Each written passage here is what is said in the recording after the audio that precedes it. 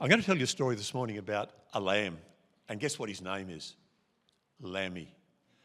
Bit uncreative, isn't it, to have a Lambie story?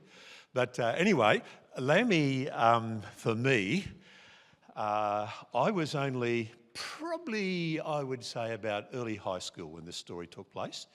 And Lambie came about because on the farm, I'll show you photos of it later, on the farm we found that if a mother sheep had twins or triplets, particularly if she had triplets, we never had any sheep that had quads.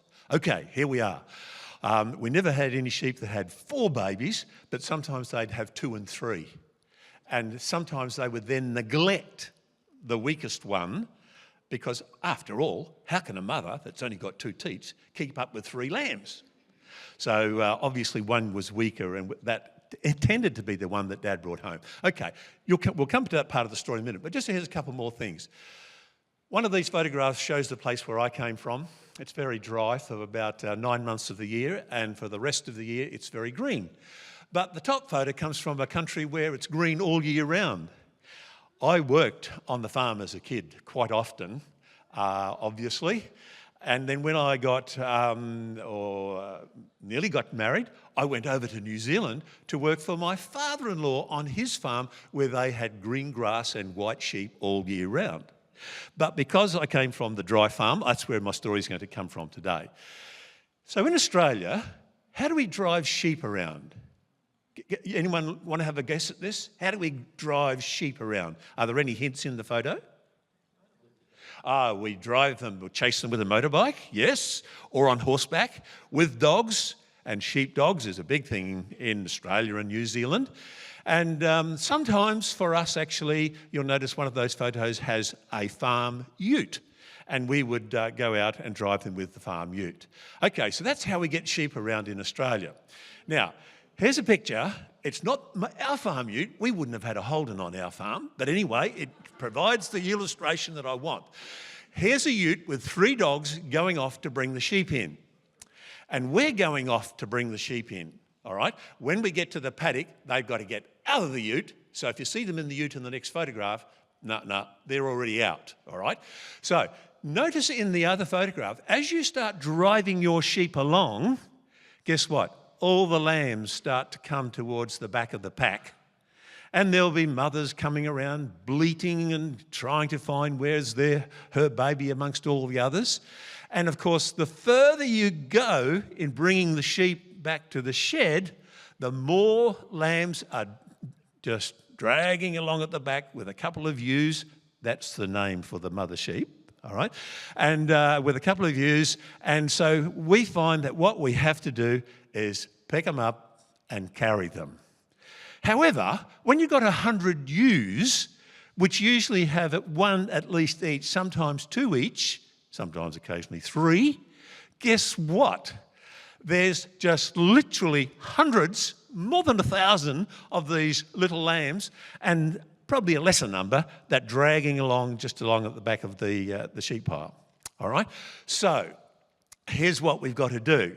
We can't carry them all because there's too many. But usually you get about 40 or 50 weak lambs that need to have an extra ride. So what happens is this. Dogs are out, remember? We put them in the back of the ute. And before very long, try and imagine this now, because I couldn't get a photo to represent this. Try and imagine about 30, could even be 40 little lambs on the back of the ute with their heads hanging over the side. So along the side, along the back, and along the other side, all their heads hanging out, and they're bleating out for their mothers. And then following the ute, there'll be 30 or 40 ewes, but trying to find their lamb as well. And it's just it's a very funny scene to actually watch. But that's how we have to move the sheep around on our farm. Now, here we come to the story of Lambie. Here is a picture of a couple of ewes here, or mother sheep. One has triplets, and one has twins. And you'll notice that the one with the triplets, notice the one there, the little lamb at the back, weaker. And if you notice the 2 at the bottom of the picture here, they're twins. One is stronger, one is weaker. And very often, Dad, when he would go out, he'd usually go out twice a day during the lambing season, go around the sheep just to check that everything was going well. He would quite often come back with a weak little lamb that obviously some may have even been rejected by their mother because she couldn't handle 3. Other times it was a case of the mother may have died even at birth sometimes, and so we get these brand new little baby lambs that he would bring back.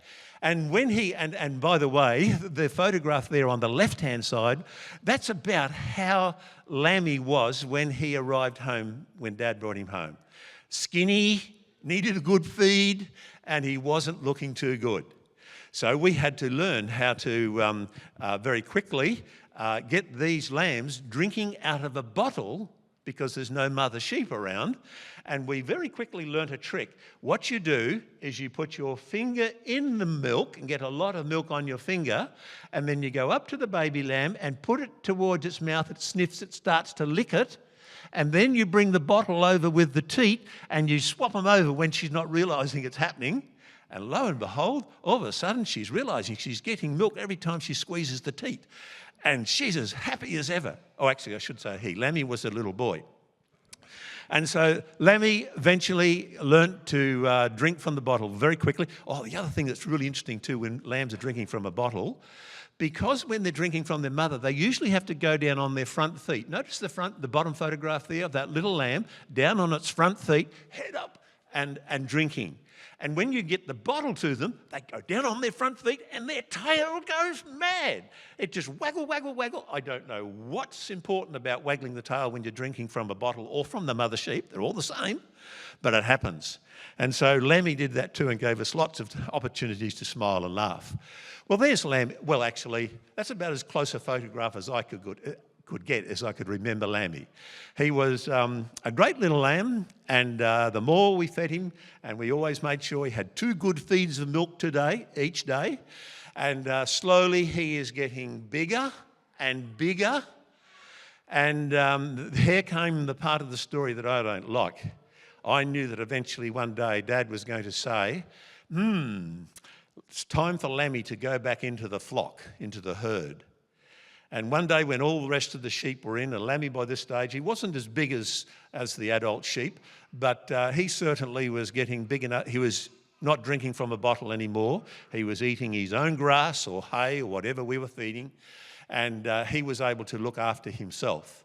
And Dad said, right, today he has to go in with the herd, and off he goes. So off went Lambie, somewhere there amongst the rest of them. He was quite happy to see all the other sheep come in, happy to join them, and happy to leave, I think. I don't know. You know, whenever we went out in the paddock to feed them hay, because later as the year went by, the green grass disappeared and we had to start feeding hay to supplement what they were picking up as well. And I always reckon that there was a lamb or 2, because we had more than one Lambie, by the way. There was always a lamb or 2 that were more friendly than the rest.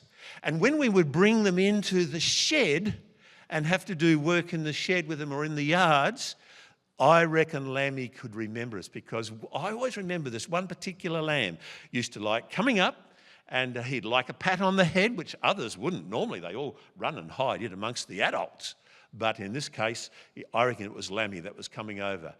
So what was happening here was that because I was looking after Lambie, feeding him, and as a little baby, he probably thought that I was his milk supply, and so he just attached himself to me and became my personal friend. And even later in life, he still seemed to want to have contact with me, even though he lived out in the paddock with the rest of the sheep. Now, I have a question for you, just one question. See if you're going to be brave enough, or get it from Mum and Dad if you're not. Tell me, what is the one difference between how we looked after the sheep and brought the sheep into the yard and how it happened in Bible times? Do you know? Just, what do you reckon it might be? You going to tell us? The sheep follow the shepherd. Okay, we're hoping the big difference between the sheep of today and the sheep of Bible times is that we drive the sheep around from one paddock to another or to the yards or wherever it may be. But in Bible times, the shepherds knew their sheep so well, they knew that they all had a name, and they knew their name, and they could call them by their name, and they would lead their sheep around from one location to another. David was a shepherd boy, and he wrote a psalm about that our good shepherd, Jesus, leads us around. We're going to sing that now, and then we're going to follow it on with a sermon afterwards.